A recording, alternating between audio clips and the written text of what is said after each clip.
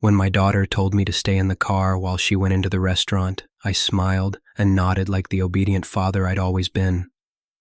When I watched through the window as she introduced her boyfriend's mother as mom to her entire celebration dinner, I realized I'd been replaced. By the time she returned to the car, I'd made one call. By the new year, I had canceled her trust fund and changed my will. And that was just the beginning of my plan. Justice must be restored and arrogance punished. You won't believe what I did next. Before we continue, please subscribe to the channel and let us know where you're listening in the comments. Just wait here for a few minutes, Dad, Emily said, her hand already on the car door handle. I need to check if the reservation is ready. You know how these fancy places can be. I nodded from the driver's seat of my 15-year-old Honda, watching my 25-year-old daughter smooth down her designer dress. We were at Romano's, the upscale Italian restaurant where she'd insisted on celebrating her promotion to senior marketing director. The same restaurant where I'd taken her for her high school graduation dinner 7 years ago, back when she still called me the best dad in the world. Take your time, sweetheart. I'll just listen to the radio. Emily smiled, that bright, nervous smile she'd been wearing all week since getting the promotion. Thanks, Dad. You're the best. Through the large front windows of Romano's, I could see the dinner party already in full swing.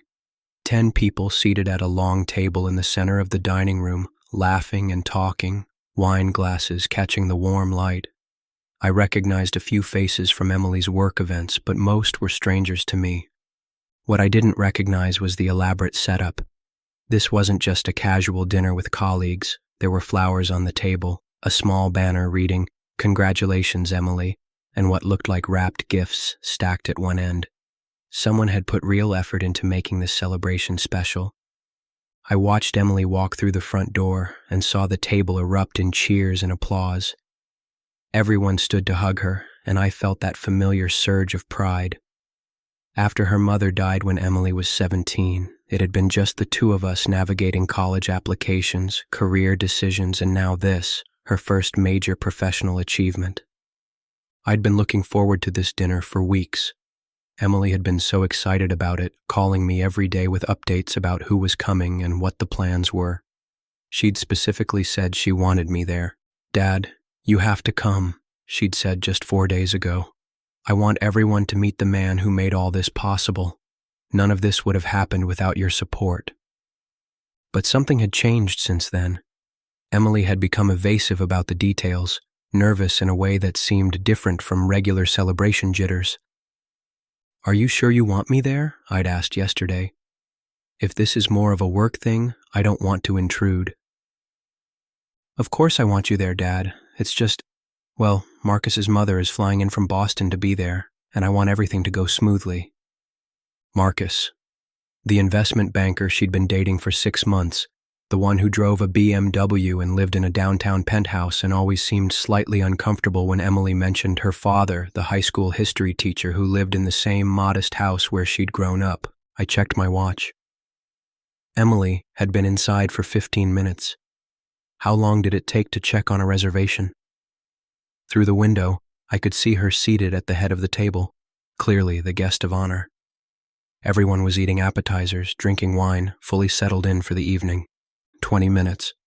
I pulled out my phone and texted, "Everything okay in there?" The response came back immediately, "Still getting organized. Give me a few more minutes." But everything looked perfectly organized from where I sat.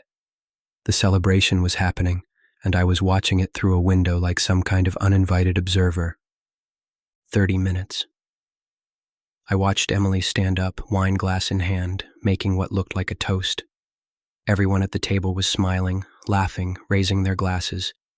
It was exactly the kind of moment I'd imagined being part of. Instead, I was sitting in a parking lot like an Uber driver.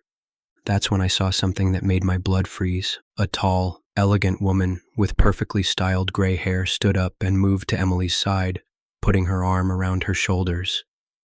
Emily leaned into the embrace, smiling as the woman said something that made the entire table burst into applause. Then I heard it. even through the closed windows, because the restaurant was crowded and voices carry. "Let's hear from Emily's mom." The voice belonged to one of Emily's colleagues, a young man I recognized from her company Christmas party. He was gesturing toward the gray-haired woman, clearly asking her to speak. Marcus's mother, being asked to give a speech as Emily's mother. I sat frozen in my car, watching my daughter nod and smile as a complete stranger was invited to play the role of her parent. Watching Emily accept this fiction without correction, without explanation, without any acknowledgement that her actual father was sitting 50 feet away in a parking lot. The woman, Marcus's mother, stood gracefully and began speaking. I couldn't hear the words, but I could see Emily's face, beaming with pride and affection as this stranger gave what was clearly a heartfelt speech about her daughter's achievement. My phone buzzed with another text. "Running longer than expected. Maybe you should head home. I can get a ride with Marcus." Head home, miss my daughter's celebration so that Marcus's mother could play proud parent. Skip the dinner I'd been looking forward to all week so Emily could maintain whatever fiction she'd constructed about her family. I stared at the text message until the words blurred.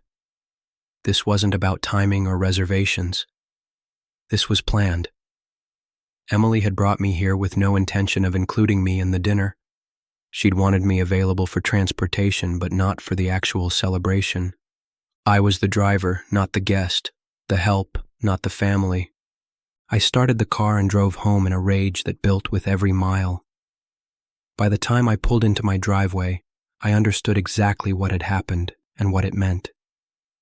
Emily hadn't just excluded me from a dinner party, she'd replaced me. Part 2. The Financial Reality. The drive home took 22 minutes, plenty of time for my shock to transform into something much more dangerous, cold calculation. By the time I walked into my kitchen, I knew exactly what needed to be done. I sat at my computer and opened the file I'd been updating for months, Emily's financial support summary. Since her mother's death 8 years ago, I'd been meticulous about tracking every dollar I'd invested in Emily's future. College tuition and expenses, $127,000. Her mother's life insurance had covered about half, but I'd made up the difference with loans I was still paying off. Graduate school for her MBA, $89,000. Emily had said the advanced degree was essential for her career trajectory. The car I'd helped her buy after graduation, $31,000. Just until I get established in my career, Dad. The security deposit and first 3 months' rent on her downtown apartment, $8,500. The location is so important for networking, Dad. Emergency funds over the years, medical bills, car repairs, unexpected expenses, $23,000. The business wardrobe I'd funded when she started her current job, $4,200. Image is everything in marketing, Dad. Total, $282,700, nearly $300,000 invested in Emily's education, career, and lifestyle, money that had made it possible for her to move in circles where she could meet someone like Marcus, to present herself as sophisticated enough for his social level. Money that had apparently bought her the life she wanted, and the shame about where that money came from. My phone rang at 11:15 p.m. Emily. Dad, I'm so sorry about tonight. The dinner ran really late, and then Marcus's mother wanted to see his apartment, and by the time we thought to include you, it seemed like the evening was basically over. Include me, like I was an afterthought rather than the person who'd been funding her success for 8 years. Emily, I saw you through the window. Silence. I saw Marcus's mother give a speech as your parent. I saw you let her play the role of proud mother while I sat in a parking lot like hired help.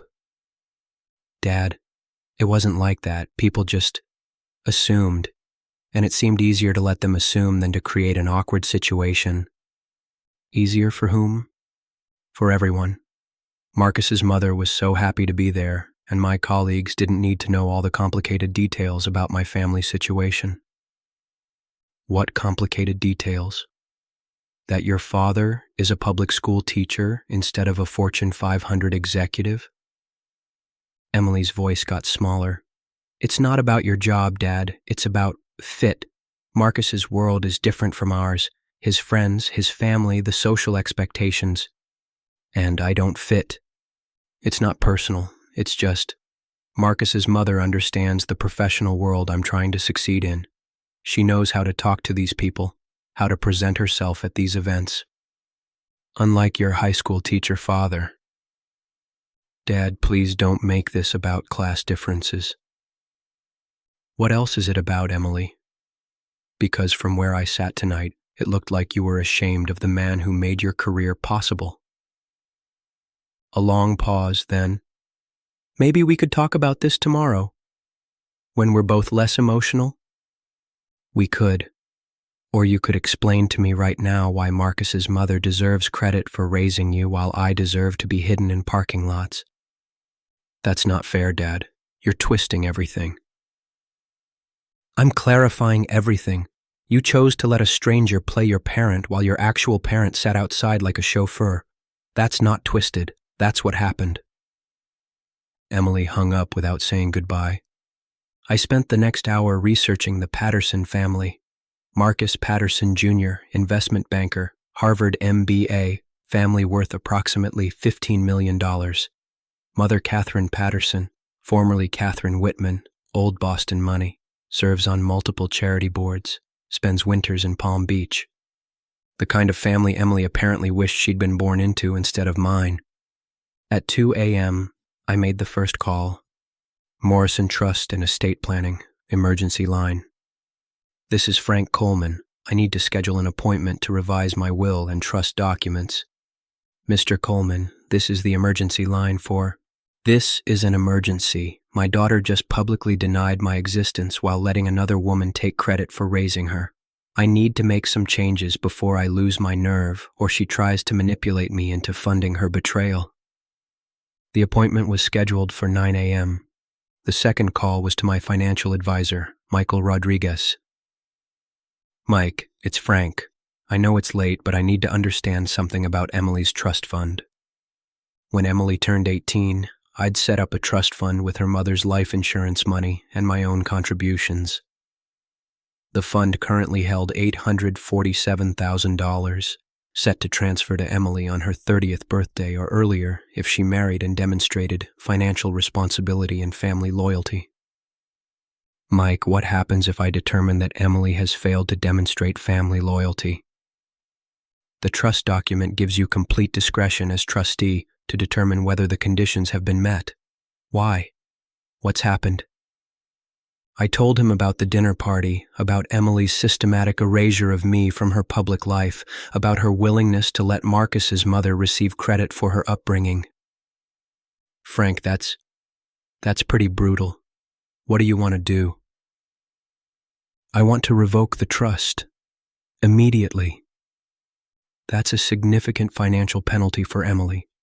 She's probably counting on that money for her future. Emily's counting on a lot of things that she doesn't deserve, starting with my continued support for a daughter who's ashamed of her father. The third call was to my brother Tom in Seattle. Tom, I need to ask you something, and I need you to be completely honest. What's going on, Frank? If your daughter publicly replaced you with someone else's parent at a major life event, what would you do? I'd probably disown her. Why?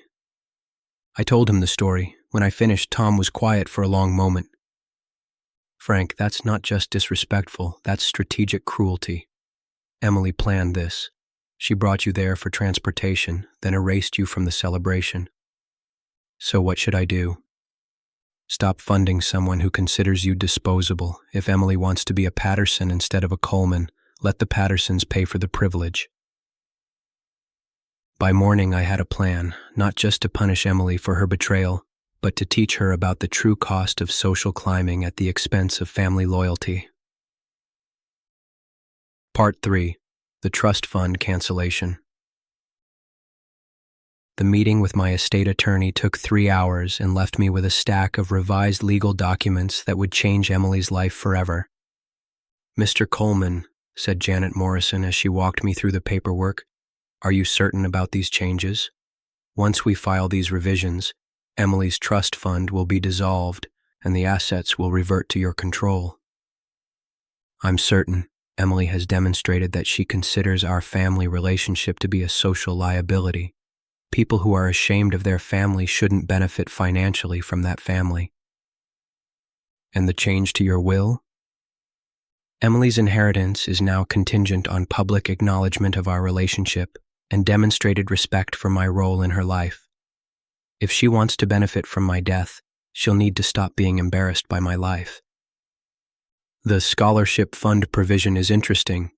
Any money Emily would have inherited will go to a scholarship for working-class students pursuing higher education, students who understand the value of family sacrifice instead of being ashamed of it. The documents were filed by noon. Emily's $847,000 trust fund was dissolved, with the assets transferred back to my investment accounts. Her inheritance was now conditional on behavioral changes that she'd proven she wasn't willing to make. That afternoon, I received a call from Catherine Patterson. "Mr. Coleman, this is Catherine Patterson, Marcus's mother. I believe we need to have a conversation." Her voice was cultured, confident, exactly what I'd expected from someone born into Boston society. "What can I do for you, Mrs. Patterson?"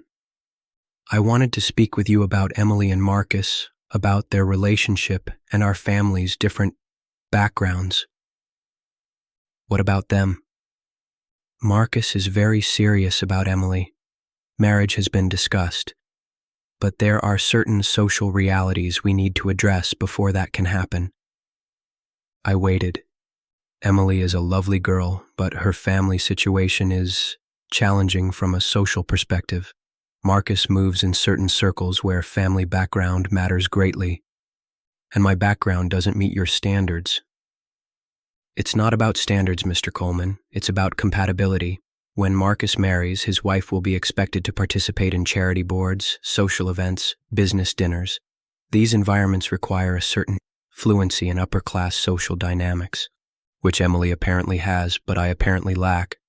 Emily has been learning. She's adapted remarkably well to our social expectations, but having family members who don't understand these dynamics can create complications."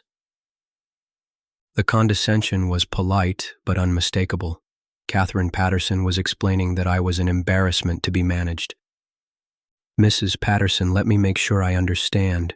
You're asking me to minimize my role in Emily's life so she can marry your son without the social complications of having a working-class father. I'm asking you to consider what's best for Emily's future happiness. Marcus can provide her with opportunities, financial security, social connections that would otherwise be impossible for her to achieve, in exchange for pretending I don't exist. In exchange for allowing Emily to present herself in ways that maximize her potential for success and social acceptance." I was quiet for a moment, letting the full scope of this woman's arrogance sink in. She wasn't just asking me to step aside. She was asking me to cooperate with my own erasure. "Mrs. Patterson, thank you for clarifying the situation. You've helped me understand exactly what Emily and your family expect from me. I hope we can count on your discretion and cooperation. You can count on my response." I hung up and immediately called Emily. "Dad, I'm in a meeting. We need to talk. Tonight. My house. 7 p.m.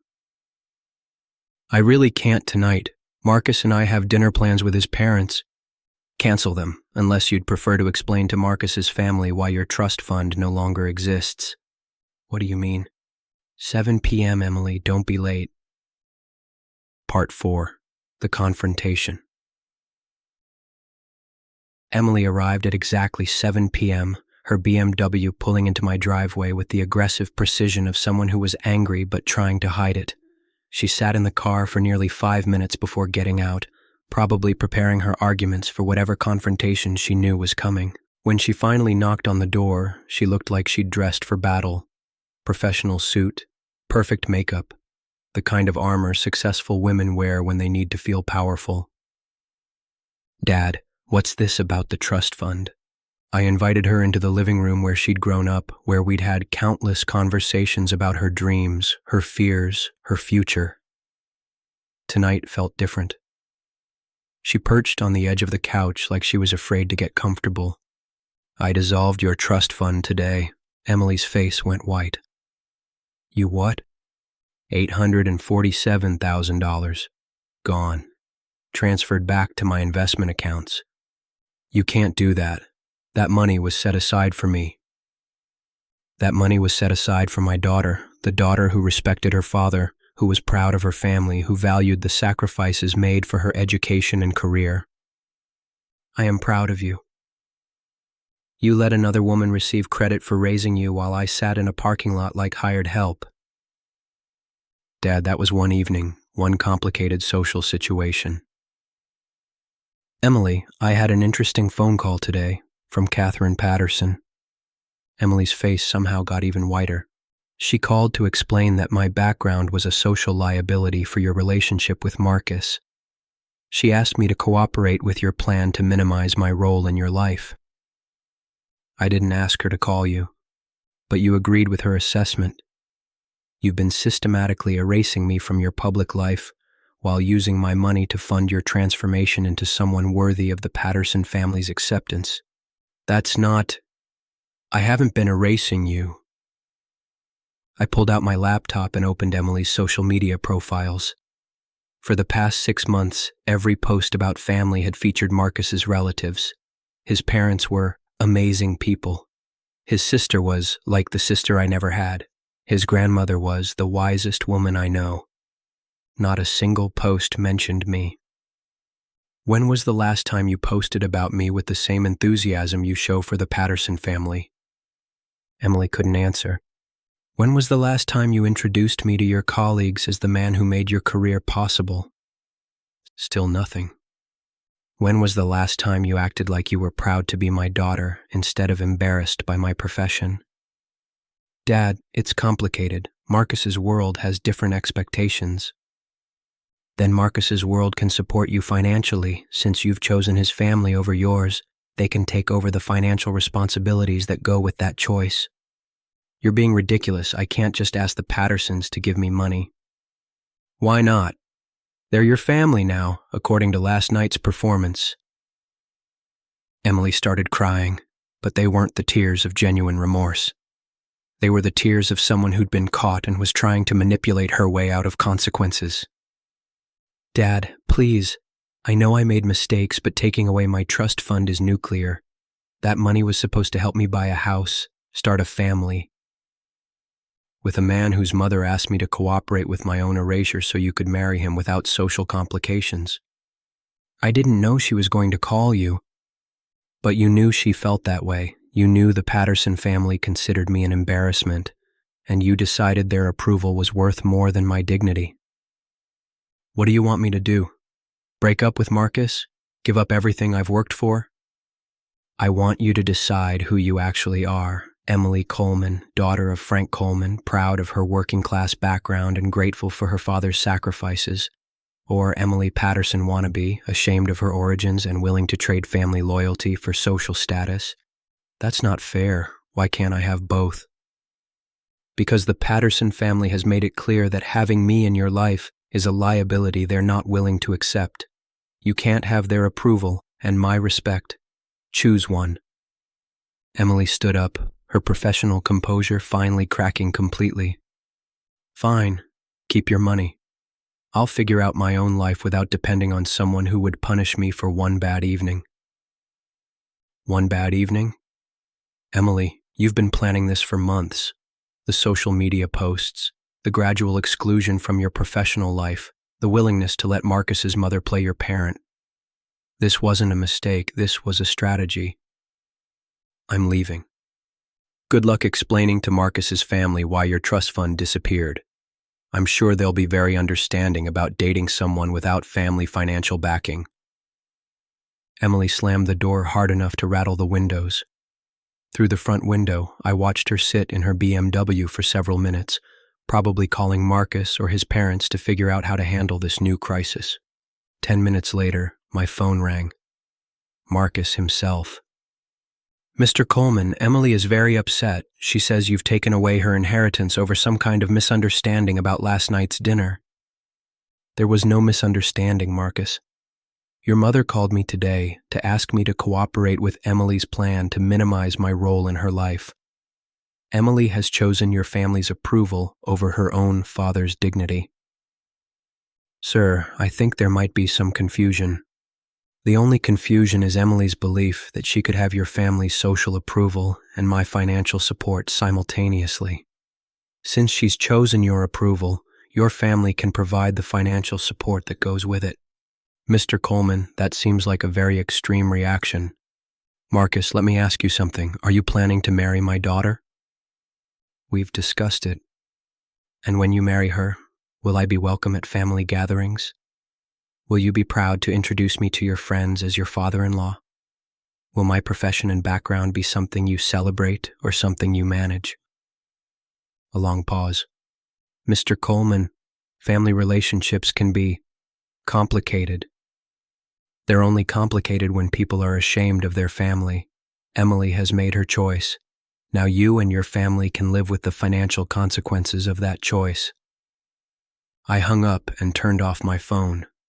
Whatever crisis was unfolding in Emily's life could unfold without my participation. I'd spent 8 years funding her success, only to discover that success had made her ashamed of the man who'd made it possible. If Emily wanted to be a Patterson instead of a Coleman, she could learn to solve her problems with Patterson money. Part 5. The Social Collapse. The consequences began immediately and were more devastating than I'd anticipated. 3 days after our confrontation, Emily called in a panic. Dad, I need to talk to you about something urgent. What's that? Marcus broke up with me. Despite everything that had happened, I felt a surge of paternal concern. What happened? It's about the money, about the trust fund. His parents are concerned about my financial stability and what it says about my family relationships. What do you mean? They can't understand why my own father would cut off my inheritance unless there were serious problems with my character or behavior. They're questioning Marcus's judgment for getting involved with someone whose family situation is so unstable. The irony was perfect. Emily's plan to impress the Patterson family by distancing herself from me had backfired completely. Instead of seeing her as socially sophisticated, they now saw her as someone with damaged family relationships and questionable character. What did you tell them? I tried to explain that it was a misunderstanding, that you were just upset about one evening and overreacted. But they're not buying it. Because it wasn't a misunderstanding, Emily. It was a deliberate choice on your part to value their approval over my dignity. Dad, I know I made mistakes, but losing Marcus over this, it's not fair. What's not fair is spending 8 years funding your education and career only to be replaced by your boyfriend's mother at your celebration dinner. Can we please just fix this? Can you reinstate the trust fund so I can show Marcus's family that we've resolved our differences? Emily, you're asking me to give you nearly $1 million so you can marry a man whose family asked me to cooperate with my own erasure. I'm asking you to help me save my relationship. Your relationship was built on a lie about who you are and where you come from. If it can't survive the truth, it wasn't worth saving. Emily hung up crying, and I felt the familiar mix of sadness and relief that came with holding firm boundaries despite emotional manipulation. A week later, Linda called from Phoenix with news that put Emily's situation in broader perspective. Frank, I saw Emily's latest social media posts. I think you need to see what she's been sharing. I logged into Facebook and found a very different Emily than the one who'd been posting enthusiastically about the Patterson family for months. Going through a difficult period right now. Sometimes life throws unexpected challenges that test your priorities and values. Grateful for the friends who are supporting me during this transition. The post had dozens of comments offering sympathy and support, but notably absent were any responses from the Patterson family or Emily's work colleagues. The people she'd been trying to impress had apparently lost interest once her family financial backing disappeared. More tellingly, Emily had deleted all the posts about Marcus and his family. The photos from their vacations, the enthusiastic comments about his parents, the references to future in-laws, all gone, as if that entire relationship had been erased from her history. 2 weeks later, Emily called with her first financial crisis. "Dad, I need help with my rent. With everything that's happened, I'm having trouble making ends meet." For 8 years, this kind of call had been routine. Emily would have a financial emergency, I would transfer money, the crisis would be solved. But that system was based on Emily treating me like family, not like an embarrassment. "Emily, I'm sure Marcus would be happy to help you with your rent." "Marcus and I aren't together anymore. I told you that." "Then maybe Catherine Patterson could help. She seemed very invested in your well-being when she called to ask me to minimize my role in your life." "Dad, please. I can't afford my apartment without help, and I don't have anyone else to ask." "You have exactly the same resources you had 2 weeks ago, minus the trust fund you lost by choosing social status over family loyalty." "That's not fair. I made one mistake." "Emily, you made a series of calculated decisions over many months. You systematically excluded me from your public life while planning to use my money to secure your future with a family that considered me an embarrassment. So you're just going to let me lose my apartment? I'm going to let you experience the full consequences of your choices. If you want to live like someone from Marcus's social class without Marcus's family money, you'll need to figure out how to afford that lifestyle on your own. What if I can't? Then you'll need to adjust your lifestyle to match your actual income, instead of the income you expected to inherit from the father you were ashamed of." Emily ended up moving out of her expensive downtown apartment and into a modest 2-bedroom place she could afford on her salary. She traded her BMW for a used Honda and started shopping at Target instead of Nordstrom. The social media posts during this period were revealing, learning to appreciate the simple things in life, realizing that happiness doesn't come from expensive things or impressive addresses. Grateful for friends who value authenticity over appearances. Quality relationships matter more than quantity of possessions. Discovering that the most important things in life can't be bought: family, loyalty, character, and genuine connections with people who love you for who you really are. Each post felt like a step toward understanding what she'd lost by chasing social status at the expense of family relationships. 3 months after the breakup, Emily called with a different tone entirely. "Dad, I need to tell you something important." "What's that?" "I've been thinking about what happened between us, about the choices I made and why I made them. And I was wrong. Not just about the dinner party, but about everything. I let social pressure convince me that success meant joining a different class of people, and I was willing to sacrifice our relationship to make that happen." "What changed your mind?" "Losing Marcus showed me that relationships built on pretending to be someone else don't survive reality.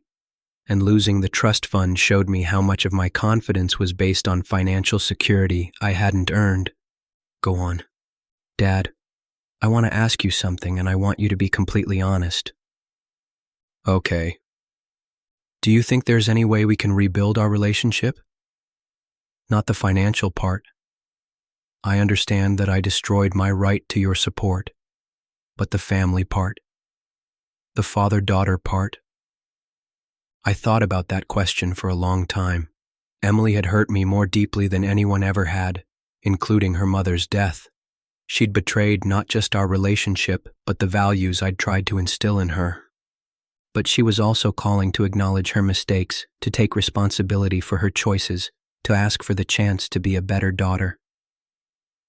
"Emily, I think rebuilding trust is possible, but it would require consistent changes in how you treat our relationship." "What kind of changes?" "You'd need to stop being embarrassed by my profession and background. You'd need to include me in your life publicly, not just privately. You'd need to value family loyalty over social advancement." "I can do that. I want to do that." "And you'd need to understand that financial support from me would be earned through demonstrated respect and loyalty, not given automatically because we're related. I understand. Emily, there's something else we need to discuss. The scholarship fund? The scholarship fund. I told her about the provision in my revised will that would donate her inheritance to scholarships for working-class students if she didn't demonstrate sustained changes in her behavior and values.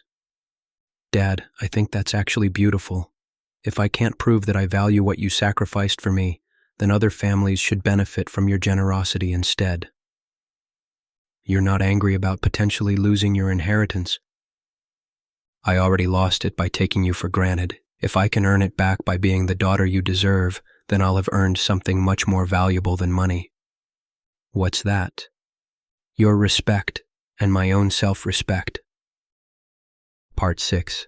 The redemption process. The rebuilding took 2 years of careful steps and proved changes, but it resulted in a relationship stronger than what we'd had before Emily's betrayal. The first test came when Emily started dating again. Michael Torres was a public school teacher like me, someone who understood the value of education and the dignity of working-class families. Dad, Emily said when she brought Michael to meet me, I want you to know that I told Michael everything about what happened between us, about my mistakes, about the trust fund, about the lessons I learned. What was his reaction? He said anyone who would be ashamed of a father who sacrificed everything for their education wasn't someone he'd want to date. Michael turned out to be everything Marcus hadn't been: genuine, respectful, interested in my work and my relationship with Emily. More importantly, he valued Emily for her character rather than her social connections.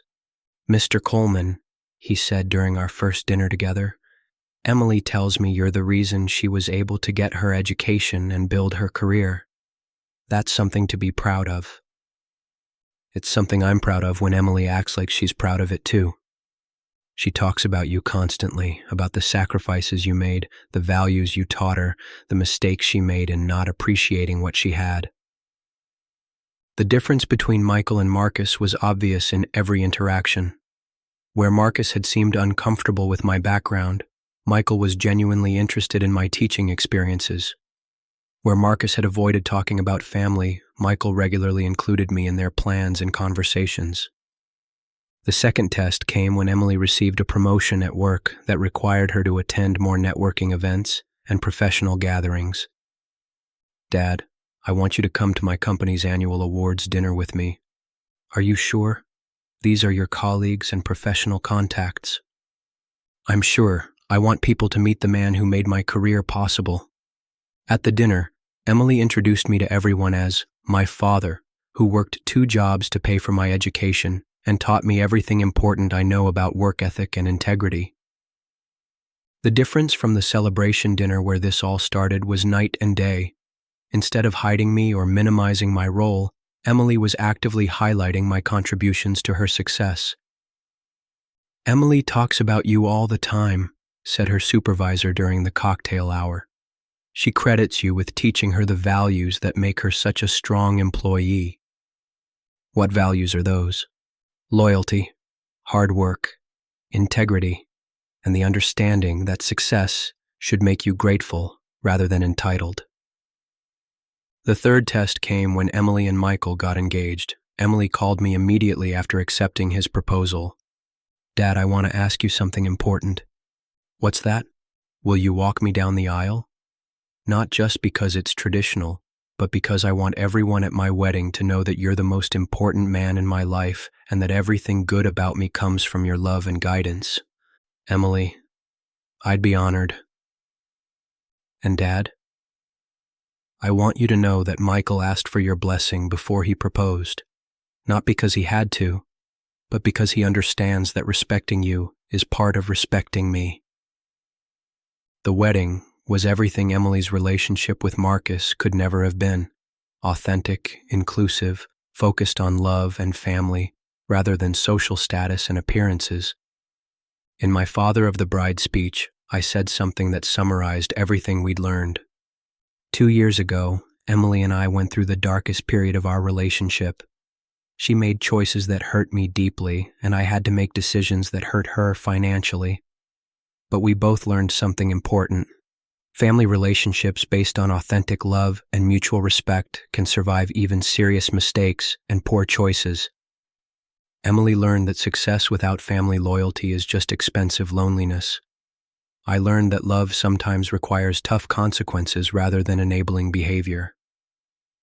Michael, you're not just marrying Emily, you're joining a family that's learned the hard way that real love includes respect, accountability, and the courage to demand better from each other. To Emily and Michael, may your marriage be built on the authentic foundation you've created together, where love includes respect and success brings families closer rather than tearing them apart.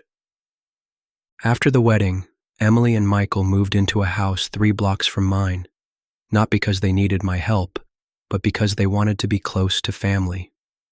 6 months later, Emily called with news that brought everything full circle. "Dad, I'm pregnant.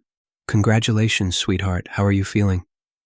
"Grateful, and determined to raise this child with the values you taught me: family loyalty, respect for hard work, and the understanding that love includes accountability." "What if it's a boy?" "We're naming him Frank Michael Coleman Torres. We want him to carry your name and understand that he's part of a family legacy built on sacrifice and the courage to demand respect." When Frank Michael was born 8 months later, I held my grandson knowing Emily had become the kind of daughter who understood the value of family. "Dad," Emily said in her hospital room, "I want you to keep the trust fund money for Frank Michael's education. I forfeited it when I chose social climbing over family loyalty." "Are you sure?" "I'm sure. And I want the scholarship fund to continue. Other working-class families should benefit from what you taught me about the importance of family sacrifice." 3 years later, when Frank Michael was old enough to walk and talk, Emily started bringing him to my workshop every Saturday morning. We'd build simple projects together while Emily watched and took photos. "Grandpa Frank is teaching you that all honest work has dignity," Emily would tell her son, "and that the people who love you are the ones who matter most." 5 years after the restaurant incident, Emily received an invitation to Marcus Patterson's wedding. She attended with Michael to remind herself what she would have become if she'd stayed on that path. "Dad, it was exactly what my wedding with Marcus would have been: expensive, exclusive, focused on impressing people rather than celebrating love," she told me afterward. Marcus seemed hollow, like he was playing a role rather than living a life. 7 years later, I received a call from the University Education Department offering me a position teaching about maintaining family relationships through class transitions. "Your experience with Emily has become a case study in our field," they explained. "How to set boundaries with adult children who prioritize social advancement over family loyalty." I accepted and spent 3 years teaching graduate students about the challenges working-class families face when their children achieve success. "The most important thing you can learn," I would tell my students, "is that enabling disrespectful behavior isn't love, it's fear. When adult children become ashamed of their families, the solution is to demand accountability and create consequences for betrayal of family loyalty." One student, Maria Santos, shared that her sister had told her not to mention their janitor father to colleagues.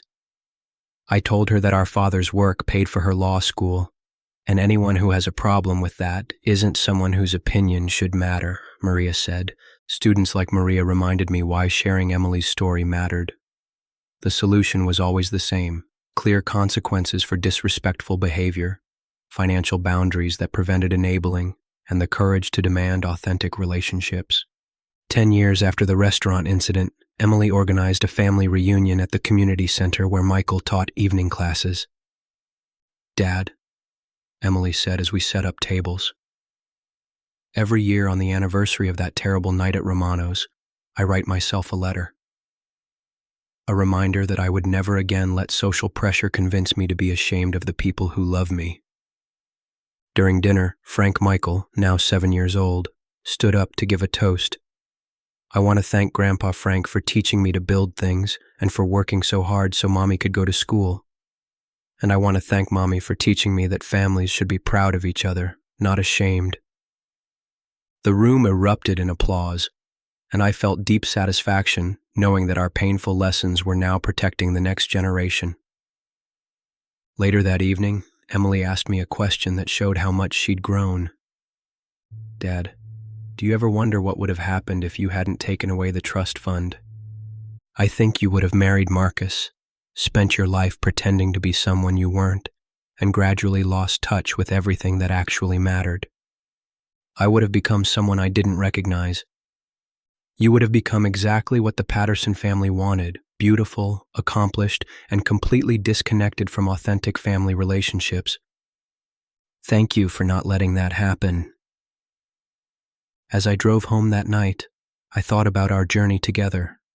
The betrayal that had felt like the end of everything had actually been the beginning of something much better, a relationship built on mutual respect rather than financial dependence. Emily had learned that success without family loyalty is just expensive loneliness. I had learned that love sometimes requires tough consequences rather than enabling behavior. Together, we discovered that the strongest families are often the ones that have been tested by crisis and chosen each other anyway. The restaurant where Emily had replaced me with Marcus's mother closed 2 years ago, but every time I drive past the empty building, I remember not the pain of that evening, but the strength it took to demand respect and the love it took to rebuild what seemed irreparably broken. Sometimes betrayal is an opportunity to rebuild something stronger than what existed before. The difference is whether you choose enabling or accountability, whether you prioritize peace or respect, whether you're willing to fight for relationships that honor everyone involved. Emily chose accountability. I chose respect. And together, we built a family legacy that will protect future generations from the mistakes we made. The trust fund was never restored, but it was replaced by something much more valuable. A relationship based on authentic love, mutual respect, and the understanding that family loyalty isn't just a sentiment, it's a choice you make every day. Best investment any of us ever made. If you like this story, please like this video, subscribe to the channel, and share your impressions of this story in the comments. To listen to the next story, click on the box on the left. Remember, family relationships that require you to be ashamed of your background aren't family relationships at all. They're social performances. Success that brings families together is real success. Success that tears families apart is just expensive failure. Choose your relationships wisely, honor the people who sacrificed for you, and never ever fund your own replacement. The strongest families are the ones where everyone's proud to belong, where love includes respect, where success expands your world rather than shrinking it to exclude the people who made that success possible. That's a legacy worth building. That's a tradition worth continuing. That's an investment that pays dividends for generations.